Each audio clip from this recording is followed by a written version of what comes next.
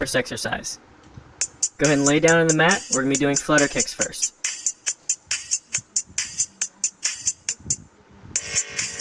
Go ahead and get ready. And begin. Those legs come straight up over your hips. Drop your left leg out first and cross them back and forth. Nice quick motion, making sure those legs stay as straight as you possibly can. Bring that leg up over top of your hip, over top of your chest a little bit, and all the way back out to almost touching the ground, and right back up again. Make sure those abs stay nice and contracted the entire time, sucking that belly button in. Just keep that motion going under control.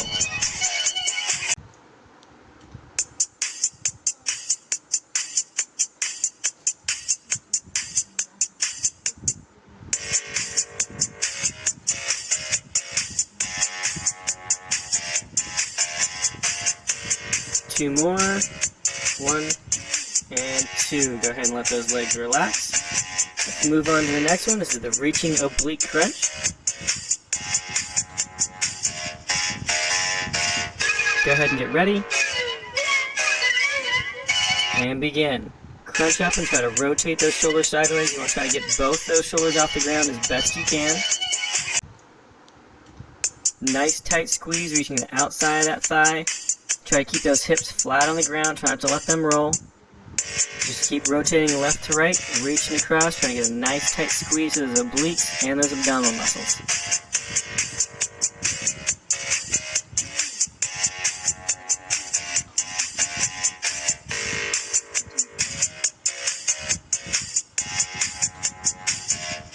Got 2 more on each side.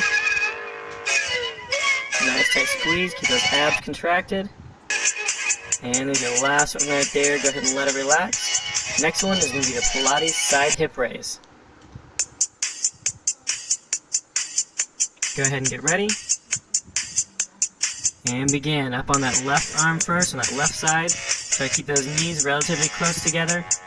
You're going to try to shove those hips up as high as you possibly can. At the same time, pulling that left shoulder down towards that left hip. A nice tight squeeze to those obliques. And let those hips drop back down as far as is comfortable, but don't completely touch the ground. You want to keep just a little bit of a hover and press them right back up. A nice tight squeeze every single time.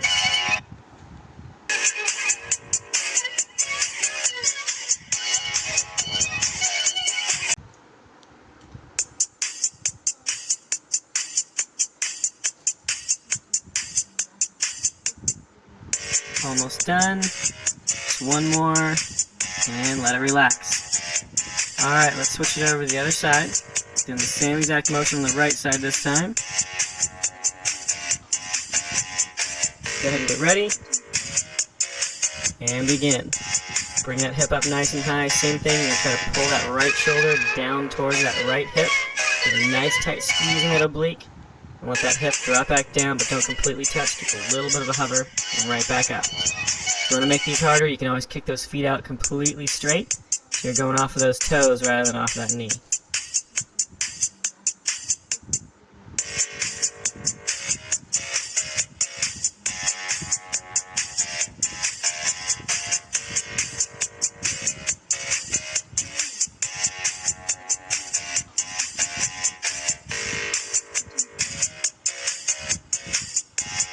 Almost done. Got one more. And let it relax. Alright, moving on to the next one. This is the Russian twist. Sitting up on your tailbone for this one. Get ready. And begin.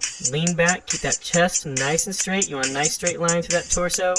Rotating left to right as far as you can. It's more about range of motion than it is about how fast you can do it. Now for the easier version, you can keep your feet on the ground just like we're doing here. Otherwise, if you want to make it more difficult, lean back just a little bit further and get those feet up off the ground so they're actually hovering off the ground just a little bit. Leaning back like that actually makes those core muscles have to work a lot harder to help you keep that balance. It burns more calories and makes it much more difficult to do the motion.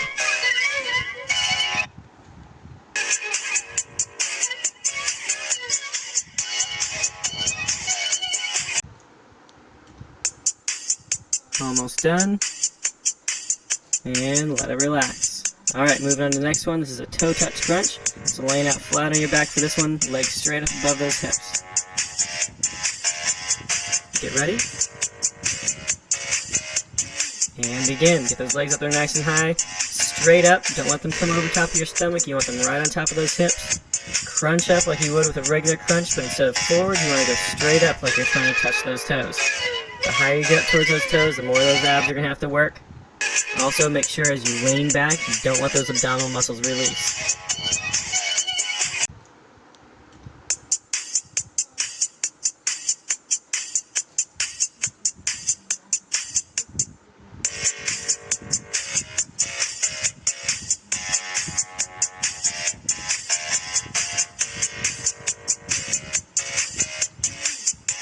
Almost done. Just one more.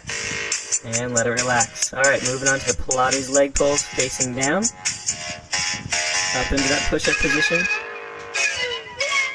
Get ready. And begin. Go and get up in that push-up position. Nice straight line from your shoulder all the way down to your ankle. Alternating legs, lifting one then the other. Try to keep those hips as stationary as possible.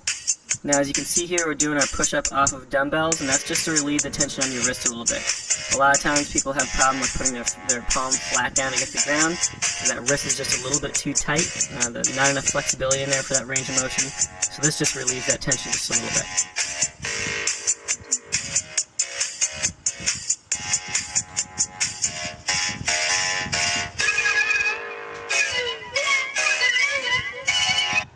Almost done. Just one more on each side. And go ahead and let it relax. Alright, moving on to the next one. This is the Pilates leg pull facing up. This is basically done from a reverse plank position. Go ahead and get ready. And begin. Bring those hips up nice and high off the ground. You want to try to keep a nice straight line from that shoulder all the way down to that ankle. Then alternate those legs. Try to keep those hips up nice and high. Trying to not to let them swing left to right as you switch those legs. Nice slow fluid motion. Nice tight squeeze in that leg. Try to keep that leg as straight as you can as you lift it up. You don't want to bend on you. Those hamstrings are going to be pretty tight in this position. Just keep that motion going.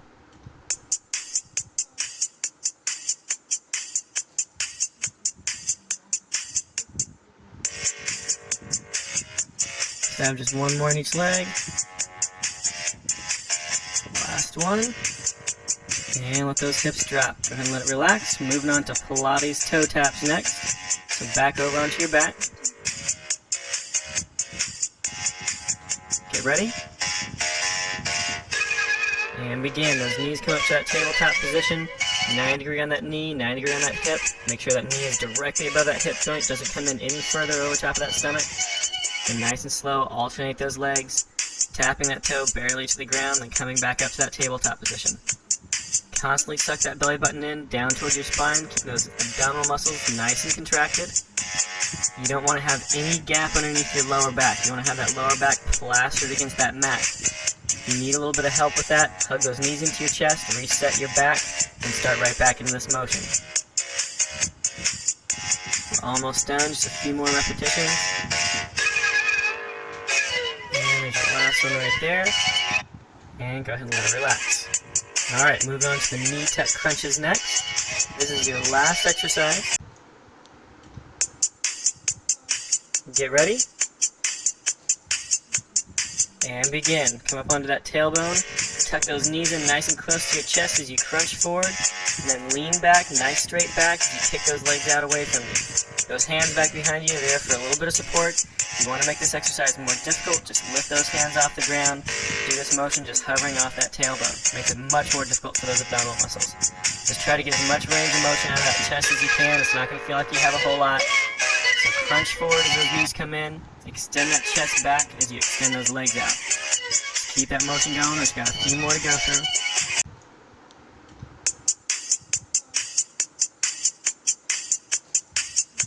Two left. And let it relax.